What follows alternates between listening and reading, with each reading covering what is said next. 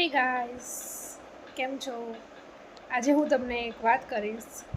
ખાસથી ધ્યાનથી તમે સાંભળજો, કારણ કે આપણે પેરેન્ટ્સ તરીકે એવું વિચારતા હોઈએ છીએ કે બસ ભણવાનું જ કર, ભણ્યા સિવાય કશું નહીં. અલ્યા પણ ભણી ગણીને કોઈનો ઉદ્ધાર નથી થતો.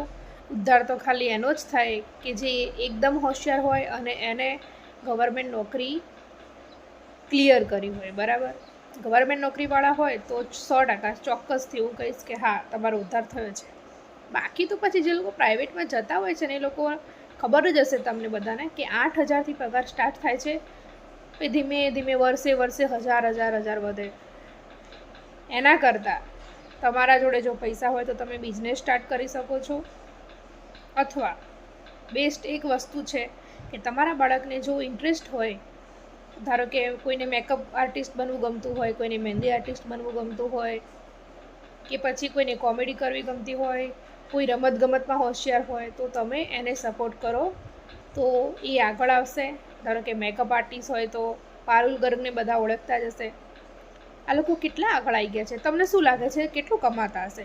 એ એક વારના મેકઅપનું, બ્રાઇડલ મેકઅપનો પ્રાઇસ 40,000 કે 50,000 એવી રીતે ચાર્જ કરતા હોય છે. અમારા એક ગુજરાતના છે, હર્ષા મોદી, એમને મેં પૂછેલું પર્સનલી, તો 40,000 ઓનલી બ્રાઇડલ મેકઅપનો. તો તમે લોકો પેરેન્ટ્સ એવું વિચારતા હોય ને કે મેકઅપ શીખીને હું કરી લેશે. એટલે આ મેકઅપ શીખીને બહુ આગળ જશે. તમે નહીં કમાતા હોય ને એટલું એ મંથલી કમાશે. તો પ્લીઝ આ વાતને જરા સમજજો.